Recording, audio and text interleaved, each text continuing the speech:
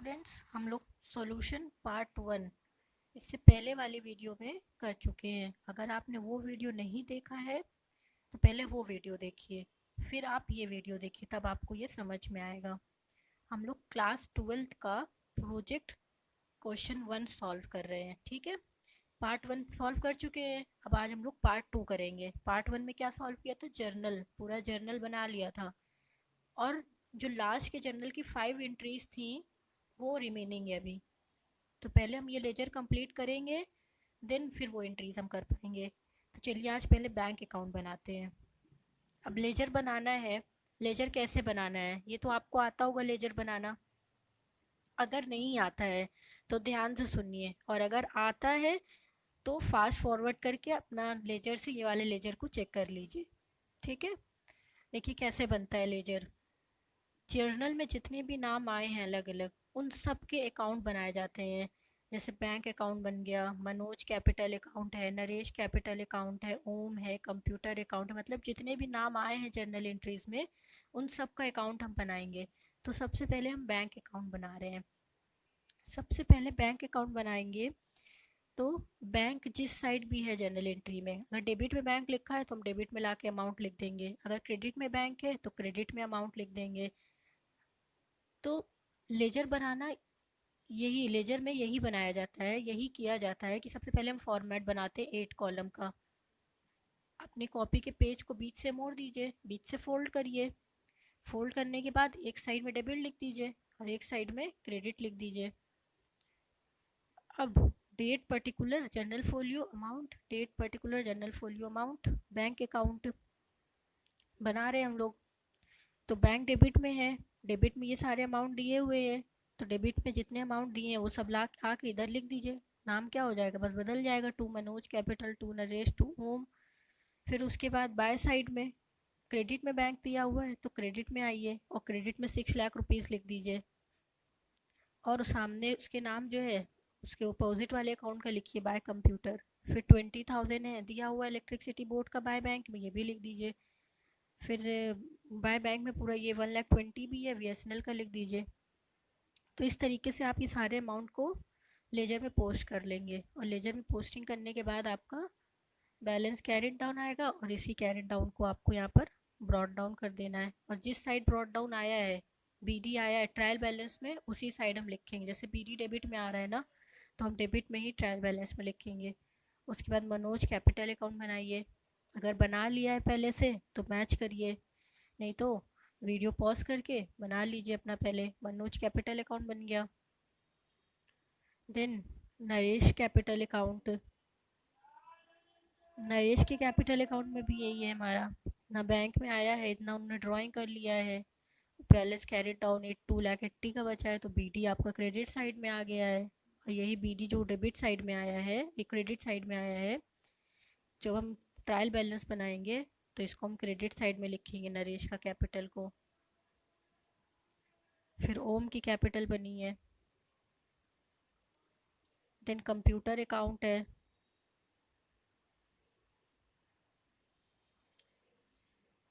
Journal entry में ये सारे काम हुए हैं, वही हमने यहाँ पर लिखे हुए। पहले कंप्यूटर परचेज किया, फिर डिप्रिसिएशन लगाया, फिर सीडी आया, उसी को हमने ब्रॉट डाउन कर दिया। Then electricity board account, electricity board account के बाद बीएसएनएल अकाउंट। डेट वेट सब ध्यान से देख के बना लीजिए। फर्नीचर एंड फिक्चर अकाउंट, देखिए जो हमारे पर्सनल और रियल थे उसमें हमने ब्रॉट डाउन और कैरेट डाउन किया था। अब ये हमारा नॉमिनल आ गया एडवर्टीजमेंट अकाउंट, इसमें हम ब्रॉट डाउन और कैरेट डाउन नहीं करते। इसका जो अमाउंट होता है हम प्रॉफिट एंड लॉस और ट्रेडिंग में ट्रांसफ़र करते हैं। तो इसमें हम सी डी बी डी ना लिखने के बजाय हम बाय पी एल अकाउंट लिखते हैं 5,000। और इसमें एडवर्टीजमेंट क्या है, हमारा एक्सपेंस है, तो हम इसको 2 में लिखेंगे। जब हम ट्रायल बैलेंस बनाएंगे तो हम 2 में ही लिखेंगे। परचेज अकाउंट को भी हम 2 में ही दिखाएंगे, और इसको बाय ट्रेडिंग अकाउंट से ट्रांसफ़र किया है। Revenue from fees and sales account, by bank से 6 लाख आया है, टू ट्रेडिंग 6 लाख है। फिर वेजेस अकाउंट है, टू बैंक है, बाय ट्रेडिंग अकाउंट है। Electricity charges account,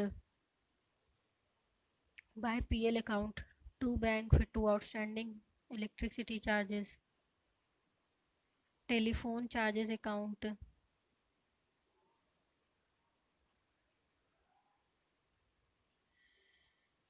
to bank account हो गया ये आपका, टू आउटस्टैंडिंग टेलीफोन, फिर by P L telephone charges account, फिर इंटरटेनमेंट एक्सपेंसेस अकाउंट है, पेटी एक्सपेंस अकाउंट बनाएंगे इसके बाद, then maintenance expense account, depreciation account, to side है, बाय साइड है, बाय में देखिए बाय पीएल में ट्रांसफ़र किया है, आउटस्टैंडिंग टेलीफोन चार्जेस, ये आउटस्टैंडिंग लग गया ना नॉमिनल अकाउंट के सामने, तो ये पर्सनल अकाउंट बन गया, और ये पर्सनल बनने के बाद ही ये देखिए कैरिड डाउन और ब्रॉड डाउन हो रहा है, तो जिस साइड पे ब्रॉड डाउन है ट्रायल बैलेंस में उसी साइड हम दिखाएंगे। Outstanding electricity charges, then drawing account, उसके बाद हम ट्रायल बैलेंस बनाएंगे। अब लेजर जब बन जाता है तो उसी के बाद हम ट्रायल बैलेंस बनाते हैं। Name of the account, balance debited, balance name of the account, balance credited, और इसका एक फॉर्मेट और हो सकता है, नेम ऑफ द अकाउंट और डेबिट बैलेंस लिख दें, फिर क्रेडिट बैलेंस लिख दें बगल बगल, ठीक है, साइड बाय साइड, तो जैसे भी आपको करना हो आप वैसे कर सकते हैं। बस ट्रायल बैलेंस में क्या होता है, इसका जो बैलेंस है ना, जो डेबिट है वो क्रेडिट के बराबर आना चाहिए, बस यही चेक किया जाता है। तो नॉर्मली जो हमारे क्रेडिट में हमारे क्या क्या आ गए, कैपिटल आती है, रेवेन्यू इनकम आ गई, फिर आउटस्टैंडिंग चार्जेस आ गए, ये सारे हमारे क्रेडिट में आ गए। और डेबिट में बैंक अकाउंट, कंप्यूटर अकाउंट, जो कंप्यूटर अकाउंट लिखा है ना 4,50,000, ये आफ्टर चार्जिंग डिप्रिसिएशन है। 6 लाख का कंप्यूटर था, डिप्रिसिएशन माइनस कर दिया कंप्यूटर पे, तब 4,50,000 आया है। इलेक्ट्रिसिटी बोर्ड सिक्योरिटी डिपॉजिट जो था ये 20 का, VSNL 1,20,000, furniture and fixture 2,55,000, advertisement, purchases, wages, electricity charges. अभी जो इलेक्ट्रिसिटी चार्जेस का अमाउंट 39,000 लिखा है, इलेक्ट्रिसिटी चार्जेस का है 36,000, लेकिन जो हमारा ये आउटस्टैंडिंग इलेक्ट्रिसिटी चार्जेस हैं ये भी हम ऐड कर देंगे, क्योंकि ये भी तो एक्सपेंस है, पूरा मिला के तो दिया जाएगा, तो 39,000 हो गया। फिर ऐसे ही टेलीफोन चार्जेस का तो जो आउटस्टैंडिंग है वो भी हम ऐड करेंगे, तब 77,000 आएगा। देन इंटरटेनमेंट एक्सपेंस, पेटी एक्सपेंस, मेंटेनेंस एक्सपेंस, डिप्रिसिएशन जो है फर्नीचर का अलग लिखा है और कंप्यूटर का अलग लिखा है, आप कंबाइन करके भी लिख सकते हैं। मनोज का ड्राइंग है, नरेश का ड्राइंग है, ओम ड्राइंग है। फिर हम बनाएंगे trading and profit and loss account for the year ended 31 March 2020। Trading account में हमारा क्या आता है, सिर्फ एक्सपेंसेस रिलेटेड टू गुड्स आते हैं। बाय साइड में सेल्स आती है, तो यहाँ पर सेल्स के नाम पे क्या था, revenue from fees and sales, जो भी पूरा कंबाइन कर दिया, फीस और सेल्स से जो भी रेवेन्यू हुआ था उसको पूरा कंबाइन कर दिया, 6 लाख आ गया। Then to purchase account, to wage account, to gross profit, to P&L account, ये आपका कैरेट डाउन हुआ। टू P&L अकाउंट क्या है, ये कैरेट डाउन है, फिर इसी को हमने क्या कर दिया, ब्रॉड डाउन कर दिया 5,10,000 में, ठीक है। फिर एडवर्टीजमेंट अकाउंट है, अब सारे इनडायरेक्ट एक्सपेंसेस यहाँ लिख दीजिए, एडवर्टीजमेंट, इलेक्ट्रिसिटी चार्जेस, इलेक्ट्रिसिटी ये चार्जेस जो लिखा है वही जो ट्रायल बैलेंस में लिखा था ना, ये वही है। फिर टेलीफोन चार्जेस, इंटरटेनमेंट एक्सपेंस, पेटी एक्सपेंस, ये सारे ट्रायल बैलेंस में है, और सिर्फ ट्रायल बैलेंस देख के ही आप ट्रेडिंग एंड पीएल बना लीजिए। डिप्रिसिएशन अकाउंट, डिप्रिसिएशन ये हो गया। नेट प्रॉफिट जो भी आएगा फिर उसी नेट प्रॉफिट को हम ट्रांसफ़र कहाँ करेंगे, पीएल अकाउंट में, तो प्रॉफिट ये वाला पीएल अप्रो अकाउंट में। हम क्या करते थे, सबसे पहला चैप्टर जो हमने क्लास 12 में पढ़ा था, फंडामेंटल्स ऑफ पार्टनरशिप, उसमें प्रॉफिट एंड लॉस अप्रोप्रिएशन पढ़ा था ना। ये जो प्रॉफिट आया है यही प्रॉफिट जो है पार्टनर्स क्या करेंगे, बांटेंगे। अब ये profit and loss appropriation account for the year ending on 31 मार्च 2020, यहाँ पे देखिए नेट प्रॉफिट 2,19,400 है। क्वेश्चन में इंटरेस्ट ऑन कैपिटल भी था, मनोज नरेश ओम का हमने दे दिया। इंटरेस्ट ऑन ड्राइंग भी था, मनोज नरेश और ओम का ड्राइंग भी ये हो गया, ठीक है। अब ये जो है फर्म बना रही है, तो ये नेट प्रॉफिट, इतना नेट प्रॉफिट हुआ था, उसमें ड्राइंग इतनी आ गई, और इंटरेस्ट ऑन कैपिटल फर्म को देना पड़ रहा है, पार्टनर्स को 70,000 फर्म देगी। तो अब जितना भी बैलेंसिंग बच जाएगा, नेट प्रॉफिट से जितना भी बैलेंस बचेगा वो पूरा पार्टनर्स को बांट देगी फर्म। तो फर्म को ने पूरा बांट दिया, और जो इनका रेशियो है सेकेंड लाइन में लिखा हुआ है, रेशियो जो है इनका कैपिटल कंट्रीब्यूशन जितना है उसी से रेशियो बनेगा। तो जो कैपिटल कंट्रीब्यूशन था उसी से हमने रेशियो बना लिया। तो 4:3:3 रेशियो आ गया है ना। Calculation of distribution of divisible profit in profit and loss appropriation account 4 lakh 3 lakh 3 lakh 4:3:3। तो ये आपका प्रॉफिट ट्रांसफर टू 1,54,200 हो गया। Then partners capital account after appropriation, appropriation के बाद मतलब एप्रोप्रिएशन अकाउंट में ये इनका आ गया कैपिटल अकाउंट का पीएल एप्रो का प्रॉफिट। अब इसको यहाँ पर लिख दीजिए पीएल एप्रो का प्रॉफिट। बैलेंस ब्रॉट डाउन ये क्वेश्चन में ही दिया हुआ था, इंटरेस्ट ऑन कैपिटल आएगा इधर क्रेडिट में, और डेबिट में ड्राइंग और इंटरेस्ट ऑन ड्राइंग, फिर बैलेंस कैरिड डाउन करिए। ठीक है, बैलेंस कैरिड डाउन हो जाएगा, कैरिड डाउन के बाद ब्रॉट डाउन हो जाएगा। अब यही जो ब्रॉट डाउन हुआ है यही बैलेंस शीट में उतर जाएगा। एज एट 31 मार्च 2020 के हम बना रहे हैं। तो बैलेंस शीट में आउटस्टैंडिंग टेलीफोन चार्जेस लिखेंगे, आउटस्टैंडिंग इलेक्ट्रिसिटी चार्जेस और कैपिटल अकाउंट का बैलेंस। और असेट में बैंक सिक्योरिटी डिपॉजिट जो इलेक्ट्रिसिटी बोर्ड का था, और बीएसएनएल का जो सिक्योरिटी डिपॉजिट था, फिर फर्नीचर एंड फिक्चर जो था, then computer less depreciation total हो गया। टोटल के बाद प्रॉफिटेबिलिटी रेशियो में हम आएंगे। प्रॉफिटेबिलिटी रेशियो में क्या करेंगे, gross profit ratio, gross profit by net revenue from operation into 100। Profitability ratio जो है इसलिए निकाला जाता है ताकि पता तो चले कि वो जो ग्रॉस प्रॉफिट आया है या नेट प्रॉफिट आया है, इससे हमारा 1% में पता चल जाए कि कितना हम प्रॉफिट कमा रहे हैं कि हम लॉस कमा रहे हैं इन कंपैरिजन टू अदर्स। तो हमारी फर्म का ग्रॉस प्रॉफिट आया था 5,10,400 का, और नेट रेवेन्यू जो था, नेट सेल्स जो थी हमारी 6 लाख थी। तो 85.066% का ग्रॉस प्रॉफिट का रेशियो आया है। और नेट प्रॉफिट कितना रेशियो आया है, 36 पॉइंट, नेट प्रॉफिट के लिए 2,19,400 नेट प्रॉफिट है, डिवाइडेड बाय 6 लाख करेंगे into 100, 36.566%। First computer gross profit is 85.066%। First computer का जो ग्रॉस प्रॉफिट है 85.066 है। कमेंट भी तो करेंगे ना, ये निकालने के बाद हम बताएंगे भी कि हमने क्या निकाला है क्या नहीं निकाला है। तो हम लिखेंगे कि फर्स्ट कंप्यूटर का ग्रॉस प्रॉफिट जो 85.066% आया है, compare to 45% in similar type of business enterprises as stated in the question. जैसे मुस्तफ़ा कॉम्प्लेक्स में बहुत सारे कैफ़े हैं, तो वहाँ पर एक फ़र्स्ट कंप्यूटर कैफ़े है। फर्स्ट कंप्यूटर का ग्रॉस प्रॉफिट रेशियो आ रहा है 85.066% का, और कंपेयर टू बगल वाले जो इतने सारे कैफ़े हैं उनका 45% आ रहा है। तो इसका मतलब क्या हुआ, आपका जो फर्स्ट कंप्यूटर है वो ज़्यादा अच्छा काम कर रहा है, एफिशिएंट है, और फर्स्ट कंप्यूटर का नेट प्रॉफिट जो आ रहा है वो 36.56% है, compare to 20% in similar type of business enterprise as stated in the question. और फर्स्ट कंप्यूटर का नेट प्रॉफिट भी ठीक है बगल वाले से कि 36% है, और अदर्स का जो है 20% है। तो ये आपने कमेंट में ये डाल दिया कि हाँ ये हो गया इनका। अब कमेंट लिखा नीचे हमने, एफिशिएंसी जो है फर्स्ट कंप्यूटर की इज़ क्वाइट गुड। जो एफिशिएंसी है फर्स्ट कंप्यूटर की वो क्वाइट गुड है, since gross profit and net profit ratio जो है वो सफिशिएंटली हायर है than the norm set for similar type of business enterprise. तो एफिशिएंसी जो फर्स्ट कंप्यूटर की है वो थोड़ी वो क्वाइट गुड है, since gross profit ratio and net profit ratio are sufficiently higher than the norm set for the similar type of business enterprise. क्योंकि norms मतलब होता है rules, similar type of business के लिए रूल सेट हुआ था कि आपको इतना प्रॉफिट कमाना ही कमाना है, तभी आप जा रहे हो, बिजनेस आपका प्रॉफिट में जा रहा है। अगर आप ये लेवल नहीं कमा रहे हो तो आप लॉस में ही जा रहे हो। तो ये एफिशिएंट है, फर्स्ट कंप्यूटर वाले एफिशिएंट है क्योंकि इनका ग्रॉस प्रॉफिट और नेट प्रॉफिट दोनों अच्छा है। अब अगर मान लीजिए बैंक से लोन लेना है फर्स्ट कंप्यूटर को, तो बैंक जो है ऐसे आंख बंद करके तो लोन नहीं देगी ना, कि कोई भी चला जाए और बैंक फट से लोन दे दे, ऐसा बैंक नहीं करती। बैंक जो है कंपनी का gross profit net profit ratio check करती है, उसके साथ साथ और भी रेशियोज चेक करती है बैंक।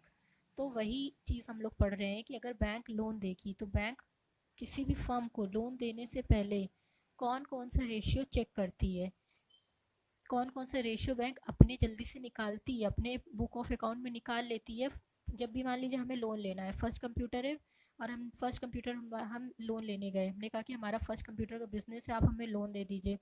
तो उन्होंने कहा अच्छा आपको लोन चाहिए, आप हमें अपना ट्रेडिंग और पीएल अकाउंट दे दीजिए, तो फिर हम उसके बाद आपको बताएंगे कि हम आपको कितना परसेंट लोन दे सकते हैं। तो वो हमारे ट्रेडिंग एंड पीएल से कुछ रेशियो निकाल लेंगे। कुछ रेशियो निकालने का मतलब है करंट रेशियो निकालेंगे, क्विक रेशियो निकालेंगे, डेट इक्विटी रेशियो निकालेंगे। और जब वो ये रेशियो निकालेंगे और वो रेशियो सफिशिएंट होगा, सही निकलेगा, अच्छा आएगा, तो वो समझेंगे कि हाँ इनका बिजनेस तो बड़ा अच्छा है, अब हम इन्हें लोन दे सकते हैं। और अगर ये रेशियो में आंसर नहीं सही आएगा, परसेंट बहुत कम आएगा, तो वो हमें लोन देने से मना कर देंगे, कह देंगे नहीं हम आपको लोन नहीं दे पाएंगे, आपका जो है ट्रेडिंग एंड पीएल जो है वो सही नहीं है, आप तो इसको और इम्प्रूव करिए। तो हम लोग वही चीज़ पढ़ रहे हैं कि अगर बैंक ग्रांट करेगी लोन, तो बैंक लोन ग्रांट करने से पहले हमारा कौन कौन सा रेशियो चेक करती है, हमारे बिजनेस का फर्स्ट कंप्यूटर का कौन कौन सा रेशियो चेक किया जाएगा। तो in addition to gross profit and net profit ratio, bank will also consider the following ratio before granting the loan. तो बैंक कौन कौन सा लोन का चेक करेगी, पहले तो current ratio, current assets divided by current liabilities, फिर quick ratio, liquid assets divided by current liabilities, then debt equity ratio, long term debt by equity। ये सारे रेशियो बैंक निकाल के चेक करती है। ठीक है, करंट रेशियो का फॉर्मूला क्या होता है, current asset by current liability. ये जो रेशियोज है ना, ये हम लोग एकदम लास्ट चैप्टर है अकाउंट्स की 12th की बुक का रेशियो एनालिसिस, उस चैप्टर में हम ये एक एक रेशियो निकालना सीखते हैं। और वो चैप्टर बहुत इंपॉर्टेंट है, इसी बेस से ही इंपॉर्टेंट बनता है। तो करंट रेशियो में हम वहाँ पर ये पढ़ेंगे कि करंट असेट क्या होता है और डिवाइडेड बाय करंट लाइबिलिटीज़ क्या होती हैं। क्विक रेशियो में लिक्विड असेट्स क्या होता है, करंट लाइबिलिटी क्या होती है। Debt equity ratio is equal to long term debt by equity. Then इसके बाद ये रेशियो निकल गया, बैंक ने चेक किया, फिर प्रेजेंटेशन ऑफ इंफॉर्मेशन करनी होती है। जो हमने इंफॉर्मेशन निकाली है उसको हम प्रेजेंट कैसे कर रहे हैं। ये हमारा comparative and common size statement जो चैप्टर है, ये वहाँ से आया है। अगर हम वो चैप्टर पढ़ लेंगे तो हम ये कर पाएंगे। ठीक है, और ये इसमें क्या करते हैं, हम परसेंटेज निकालते हैं। जैसे रेवेन्यू फ्रॉम ऑपरेशन का सेल्स का हमने परचेज लिख दिया और 6 लाख टोटल सेल्स थी, सेल्स 100%, देखिए बगल में लिखा हुआ है ना, ये समझ में आ रहा है ना, यहाँ पे 6 लाख है पूरा और सेल 100% है, और हम क्यूमुलेटिव परसेंटेज निकाल रहे हैं कि टोटल 100% सेल्स है, उस 100% में हम कहाँ पर कितना अमाउंट, कितना परसेंट अमाउंट हम खर्च कर रहे हैं, हम यहाँ पर वो चीज़ बता रहे हैं। प्रेजेंटेशन ऑफ इंफॉर्मेशन में हम ये बताते हैं कि 100% टोटल हमारे पास अमाउंट है, उस 100% अमाउंट को हम कितना परसेंट अमाउंट कहाँ पर एलोकेट कर रहे हैं। जैसे हमारा क्यूमुलेटिव परसेंटेज आया 13% परचेज का, इट मीन्स दैट 80,000 रुपीज़ हमने परचेज में खर्चा किया, तो अब ये 80,000 हमारे कितना परसेंट निकल रहा है, तो 80,000 13.33% कैसे आएगा ये बताइए। 80,000 को हम 6 लाख से डिवाइड करेंगे, इंटू 100 करेंगे, तो 13.33% आएगा। फिर उसके बाद वेजेस के लिए 9600 को डिवाइड करेंगे 6 लाख से, मल्टीप्लाई करेंगे 100 से, तो 1.6% आएगा। और क्यूमुलेटिव परसेंटेज के लिए 80,000 plus 9600 divided by 6 lakh into 100, cumulate मतलब दोनों को जोड़ दूँ, परचेजेस एंड वेजेस को ऐड कर दूँ, देन 6 लाख से डिवाइड करूँ इंटू 100, देन आपका आएगा 14.93% क्यूमुलेटिव परसेंटेज। फिर ऑफिस एंड सेलिंग एक्सपेंसेस के लिए आपको क्या करना है, ऑफिस का खर्चा है 1,36,500 डिवाइडेड बाय 6 लाख इंटू 100 तो 22.75%। और क्यूमुलेट निकालने के लिए purchase plus wage plus office expense divided by 6 lakh into 100, depreciation भी आ जाएगा, नेट प्रॉफिट भी आ जाएगा आपका। फिर उसके बाद जो है देखिए आ गया, अब जितना भी परसेंट आया है सेल्स 100% के नीचे देखिए 13, 1.6, 22.75, 25.75, 36.567 सबको ऐड कर देंगे तो 100 आ गया। और 6 लाख के नीचे भी 80,000, 9600, 1,36,500, 1,54,500, 2,19,400 सबको ऐड कर देंगे तो 6 लाख आ गया। और बगल में क्यूमुलेट में 13.33, 14.93, 37.683, 63.433% देन 100% आ गया आपका। ये आ गई आपकी प्रेजेंटेशन ऑफ इंफॉर्मेशन, हमने ये प्रेजेंट कर ली। फिर उसके बाद हम बार डायग्राम बनाएंगे। जो हमने ऊपर परसेंटेज निकाला उसी को हम बार डायग्राम में रिप्रेजेंट कर देते हैं। पहले एक ओ एक्स एक्सिस लाइन बनाएंगे, उस लाइन के बाद एक ओ वाई एक्सिस बना लेंगे। ओ वाई एक्सिस में पूरा बार बनाएंगे। सबसे पहले हम परचेजेस लिखेंगे 13.33% की, फिर वेजेस लिखेंगे 1.6%, उसके ऊपर लिखेंगे office and selling expenses, then depreciation, then net profit, फिर लास्ट में रेवेन्यू फ्रॉम ऑपरेशन। उसके बगल में जो है हम क्यूमुलेटिव परसेंट लिख रहे हैं, मतलब ऐड करके जो आ रहा था सबको 13.33, 14.933, फिर इतना पूरा जोड़ा तो 37.683, फिर इतना पूरा जोड़ा तो 63.433, फिर पूरा ऐड कर दिया तो 100% आ गया रेवेन्यू फ्रॉम ऑपरेशन। ये हमने पूरा बता दिया कि कहाँ पर कितना खर्च किया है हमने। फिर पाई चार्ट बनाएंगे। पाई चार्ट बनाने के लिए सर्कल आप इसको यहाँ पर आपको जो है सर्कल बनाना होगा। कंपास की हेल्प से सर्कल बनाइए, फिर रेडियस लीजिए 2 सेंटीमीटर का रेडियस लेके एक बेस लाइन बनाइए। फिर प्रोजेक्टर से 13.3% का एक बनाइए डॉट लगा के 13.3%, फिर वेजेस 1.6%, फिर ऑफिस एंड सेलिंग एक्सपेंस में 22.75, डिप्रिसिएशन 25.75, नेट प्रॉफिट 36.5675। फिर इस तरीके से आप पाई चार्ट बना लेंगे। ठीक है, अगर आप ऐसे नहीं है, आप नहीं भी बना पा रहे तो ऐसे ही सर्कल बना के थोड़ा सा अज्यूम कर लीजिए या निकाल लीजिए, कैसे उस तरह से निकाला जाता है ना, वैसे ही निकाल के फिर उसके ऊपर जो है आप बना दीजिए। अगर एक्यूरेट बनाएंगे तो फिर वो अच्छा ही बनेगा। पाई चार्ट बन जाएगा आपका। पाई चार्ट बनाने के बाद डिपिक्शन ऑफ रेशियोज, जो रेशियोज निकले थे वो क्या डिपिक्ट कर रहे हैं, तो उसको भी हम ग्राफ के फॉर्म में रिप्रेजेंट करेंगे। वो एक्स एक्सिस था और ओ वाई एक्सिस बना लिया। ग्रॉस प्रॉफिट रेशियो ज़्यादा था तो वो ज़्यादा ऊपर तक जा रहा है, और नेट प्रॉफिट कम था तो नेट प्रॉफिट जो है वो नीचे तक आ रहा है, तो ये हम भी बनाएंगे।